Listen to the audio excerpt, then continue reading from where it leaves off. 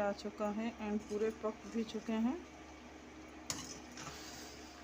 तो बहुत ही अच्छी खुशबू भी आ रही है। So yummy.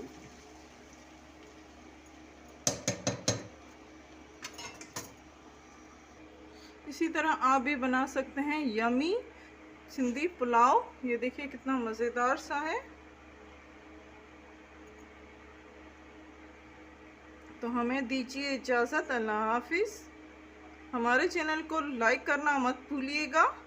लाइक करें, शेयर करें एंड सब्सक्राइब करें। Thank you.